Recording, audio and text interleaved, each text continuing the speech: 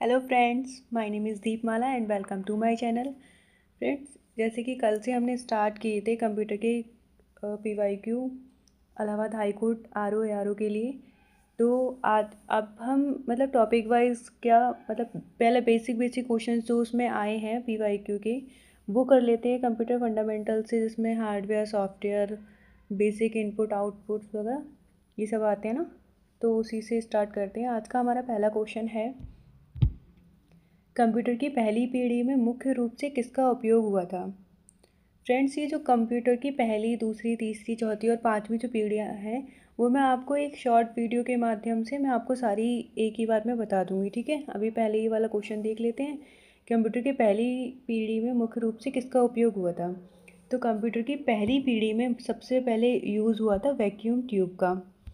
जो पहली पीढ़ी थी उसका यूज़ हुआ था वैक्यूम ट्यूब का फर्स्ट जनरेशन में, जो कि हमारी हुई थी 1940 टू 1956। कब हुई थी हमारी? 1940 टू 1956। तो ये हो गई हमारी पहला क्वेश्चन। अब आगे देखते हैं। अगला क्वेश्चन है हमारा, कंप्यूटर का मस्तिष्क किसे कहा जाता है। बहुत ही सिंपल क्वेश्चन है, ऐसे भी क्वेश्चन आ जाते हैं। ये सेम पीवाईक्यू नहीं होगा लेकिन उसके लेवल का ही है ये। कंप्यूटर का मस्तिष्क किसे कहा जाता है? तो इसका आंसर होगा सीपीयू। सीपीयू को कंप्यूटर का मस्तिष्क कहा जाता है। यही है जो सभी कैलकुलेशंस और इंस्ट्रक्शंस को प्रोसेस करता है। क्या करता है सीपीयू? सभी कैलकुलेशंस करता है, इंस्ट्रक्शंस को और प्रोसेस करता है, ठीक है। और सीपीयू की कल मैंने फुल फॉर्म भी बताई थी, क्या थी? Central processing unit. सीपीयू की फुल फॉर्म क्या थी? कल बताई थी मैंने, सेंट्रल प्रोसेसिंग और यूनिट। चलिए, ये समझ में आ गया आपको। नेक्स्ट क्वेश्चन है हमारा थर्ड क्वेश्चन है, निम्नलिखित में से कौन सा डिवाइस इनपुट और आउटपुट दोनों का कार्य करता है। तो इनपुट और आउटपुट, प्रिंटर तो हमारा आउटपुट देता है, हार्ड कॉपी हमें देता है, कीबोर्ड हमारा इनपुट डिवाइस होता है जो कंप्यूटर को इनपुट देता है, ठीक है। माउस एक पॉइंटर डिवाइस होता है, मतलब इसको भी आप इनपुट डिवाइस कह सकते हैं। ये जो पॉइंट आउट डिवाइस होता है, ये आंसर इसका होगा टच स्क्रीन मॉनिटर। जो टच स्क्रीन मॉनिटर होता है, जो इसमें टच होता है वो इनपुट लेता है और स्क्रीन पर हमें आउटपुट दिखाई देता है। इसलिए ये हमारा दोनों होते हैं, इनपुट भी होता है और आउटपुट भी होता है। चलिए नेक्स्ट क्वेश्चन देखते हैं। रैम को वोलेटाइल मेमोरी क्यों कहा जाता है? रैम को वोलेटाइल मेमोरी क्यों कहा जाता है? पावर ऑफ होने पर डेटा रहता है, पावर ऑफ होने पर डेटा खो जाता है, या फिर यह परमानेंट स्टोरेज है, या यह रीड ओनली है, मतलब केवल पढ़ने के लिए ही यूज़ होती है। ये जो होती है, तो कल मैंने आपको ये बताई थी कि जो रैम होती है इसको वॉलेटाइल मेमोरी क्यों कहा जाता है। इसको वॉलेटाइल मेमोरी इसलिए कहा जाता है क्योंकि ये एक टेम्पररी मेमोरी होती है जो पावर कट होने पर डाटा इरेज कर देती है, ठीक है। मतलब कर नहीं देती है, इसमें पावर कट होने पर डाटा इरेज हो जाता है, इसीलिए इसको वॉलेटाइल मेमोरी कहा जाता है, जो कि एक अस्थायी मेमोरी है। तो इसका आंसर होगा पावर खो जाने पर, इसका आंसर होगा पावर खो जाने पर डेटा खो जाता है, सॉरी, पावर ऑफ हो जाने पर डेटा खो जाता है, ठीक है। चलिए नेक्स्ट क्वेश्चन देखते हैं। रोम का मुख्य कार्य क्या है? रोम का मुख्य कार्य क्या है?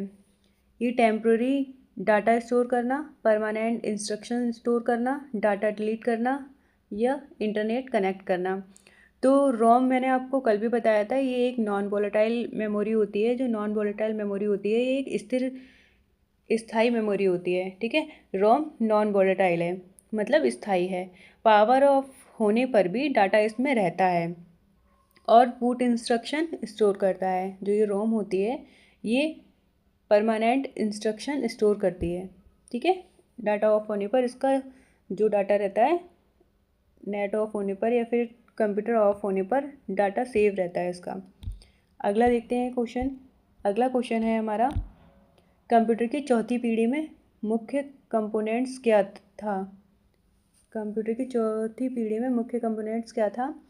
वैक्यूम ट्यूब था, ट्रांजिस्टर था, इंटीग्रेटेड सर्किट्स थे या माइक्रो प्रोसेसर थे? वैक्यूम ट्यूब तो हमारी पहली पीढ़ी में हो गया, फर्स्ट पीढ़ी में जो फर्स्ट जनरेशन थी उसमें हमारा होगा वैक्यूम ट्यूब वाला। और जो हमारी चौथी पीढ़ी है उसमें आंसर होगा माइक्रो प्रोसेसर। इसका आंसर होता है माइक्रो प्रोसेसर। क्या यूज़ किया गया था फोर्थ जनरेशन में? Micro processor. चलिए नेक्स्ट क्वेश्चन देखते हैं। प्राइमरी मेमोरी का उदाहरण कौन सा है? प्राइमरी मेमोरी का उदाहरण कौन सा है? तो प्राइमरी मेमोरी ही हमारी रैम कहलाती है। जो प्राइमरी मेमोरी होती है हमारी वो रैम कहलाती है, क्योंकि ये सीपीयू से डायरेक्टली कनेक्ट होती है। जो ये रैम होती है ये सीपीयू से डायरेक्टली कनेक्ट होती है, इसलिए ये प्राइमरी मेमोरी कहलाती है। चलिए नेक्स्ट क्वेश्चन देखते हैं। नेक्स्ट क्वेश्चन है, कंप्यूटर में सबसे तेज़ मेमोरी हायरार्की कौन सी आती है? मतलब टॉप लेवल पर कौन सी मेमोरी है जो आती है? हार्ड डिस्क आती है, रैम आती है, कैश मेमोरी आती है, रोम आती है? जो हायरार्की में मेमोरी में है जो वो होती है कैश मेमोरी। जो कैश मेमोरी है वो कंप्यूटर में सबसे तेज़ कार्य करती है। सबसे तेज़ मतलब एक्सेस करने का टाइम जो होता है कैश मेमोरी का वो सबसे कम होता है, इसलिए ये मेमोरी हायरार्की में सबसे ऊपर ऊपर रहती है। ठीक है, कैश सीपीयू के बहुत क्लोज होती है ये, इसीलिए इसमें एक्सेस का टाइम जो रहता है वो बहुत कम रहता है। चलिए आगे देखते हैं। BIOS का पूरा नाम क्या है? चलिए एक फुल फॉर्म इसमें भी आ गई, कल भी मैंने कराई थी, और काफ़ी सारी फुल फॉर्म्स मैं एक साथ भी ले आऊँगी। तो BIOS का पूरा नाम क्या है? BIOS का पूरा नाम क्या है? शायद वैसे तो सिंपल है, आप लोगों को शायद पता होगा।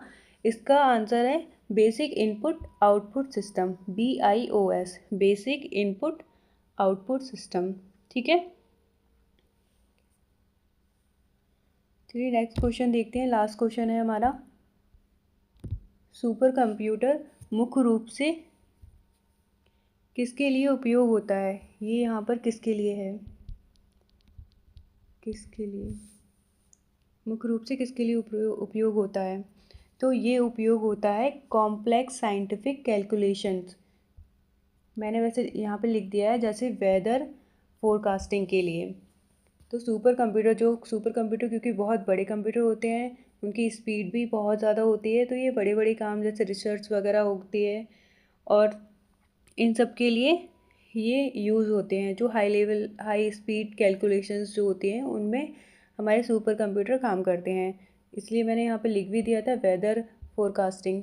तो ये यूज़ किसके लिए होते हैं? ये यूज़ होते हैं कॉम्प्लेक्स साइंटिफिक कैलकुलेशन, मतलब हाई जो स्पीड कैलकुलेशंस होती हैं उसके लिए सुपर कंप्यूटर यूज़ किए जाते हैं।